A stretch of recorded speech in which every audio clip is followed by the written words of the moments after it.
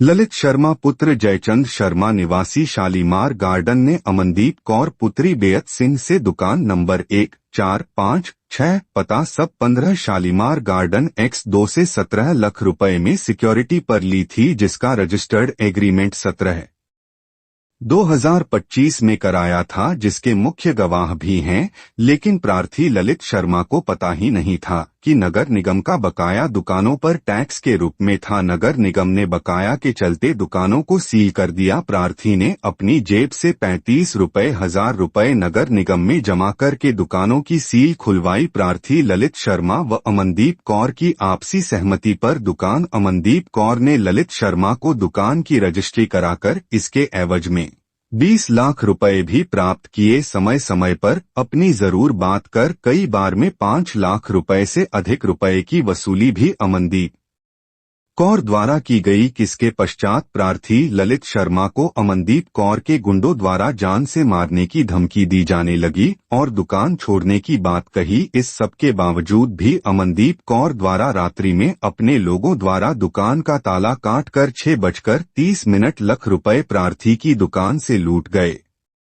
थी के पड़ोसी दुकानदार द्वारा फोन पर सूचना मिलने पर प्रार्थी ने 112 पर फोन किया। मौके पर शटर काटने वाले लोग पुलिस द्वारा गिरफ्तार किए गए, जबकि काटे गए दुकान शटर के तालों के सामने पुलिस चौकी मौजूद है। अब प्रार्थी अमनदीप कौर से जान माल की सुरक्षा के लिए प्रशासनिक अधिकारियों के चक्कर काट रहा है।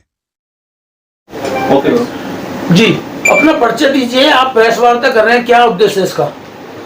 मेरा नाम ललित शर्मा है, शालीमार गार्डन में रहता हूँ मैं।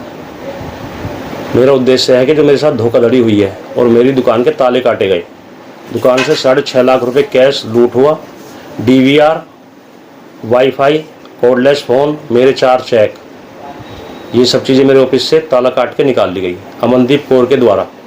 अमनदीप कौर से मैंने ये 4 दुकानें हैं, दुकान नंबर 1, 4, 5 और 6, 2 फरवरी में मैंने ये सिक्योरिटी पर ली थी इनसे, जिसमें मैंने 17 लाख रुपए इनको सिक्योरिटी के दे दिए।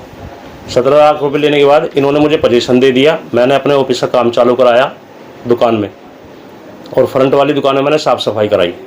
उसके बाद से ही अमनदीप कौर ने मुझे टॉर्चर करना चालू कर दिया कि मुझे 50,000 की ज़रूरत है, मुझे 1 लाख रुपये की ज़रूरत है। आए दिन इसका यही ड्रामा रहा। उसके बावजूद ही मैंने इसको 3-3.5 लाख रुपये और फ़ोन पे के द्वारा पे कर दिए। उसके बाद में इसने मेरे से डिमांड करी कि मुझे 20 लाख रुपए की ज़रूरत है, आप मुझे 20 लाख रुपए दे दो और मेरे से रजिस्ट्री करा लो मेरी दुकान की। मैंने इसके लिए मना कर दिया क्योंकि मेरे पास उस टाइम पैसे नहीं थे। लेकिन जब ये मेरे पीछे ज़्यादा लगी तो मैंने पैसे की व्यवस्था करके मार्च में इससे रजिस्ट्री करा ली।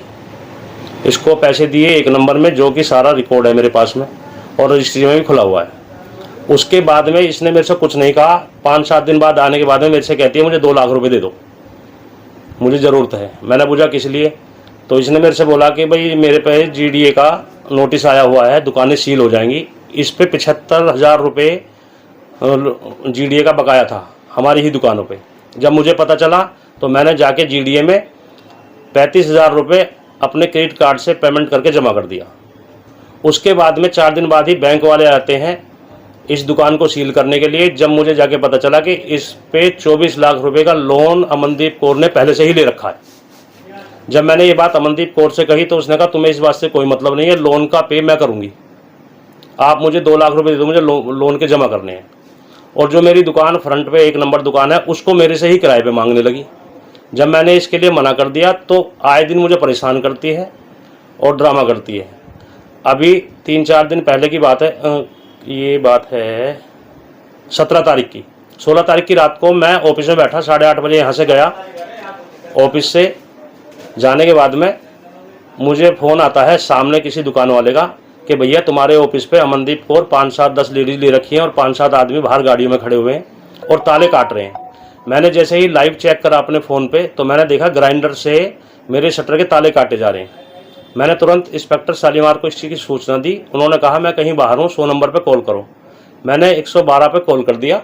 कॉल करने के बाद में जब तक मैं मोहन नगर से वापस यहाँ आया तो सारी लेडीज़ यहाँ से जा चुकी थी, अमनदीप कौर और उसके पिताजी को छोड़कर। बाकी सब आदमी यहाँ से गायब थे।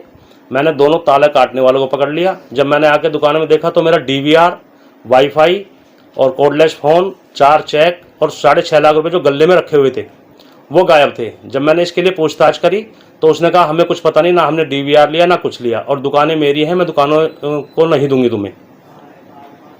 उसके बाद में मैंने उनको पकड़ लिया जिन्होंने ताले काटे।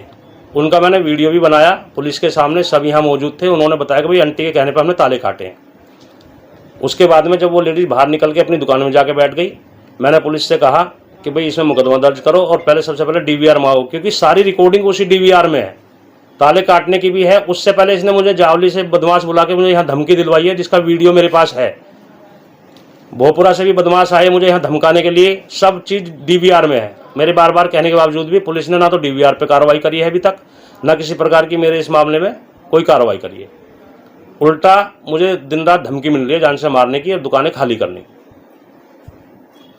पुलिस का क्या रोल है इसमें, क्योंकि भाई अगर वो लोग पकड़े गए हैं तो पुलिस ने क्या किया उस मामले में? पुलिस ने कुछ नहीं करा। पुलिस ने, जब मैंने पूछा कि मैंने जो 2 आदमी तुम्हें पकड़वाए थे ताला काटने वाले वो कहाँ हैं, तो पुलिस का कहना वो 151 में हमने जेल भेज दिए हैं। मैंने कहा 151 में क्यों भेज दिए, मेरा झगड़ा थोड़ी है उनसे, वो तो सीधा सीधा ताला काटा उन्होंने। तो पुलिस का कहना है कोई बात नहीं, जब मुकदमा दर्ज इसमें करा जाएगा तो उनको इसमें शामिल कर लिया जाएगा।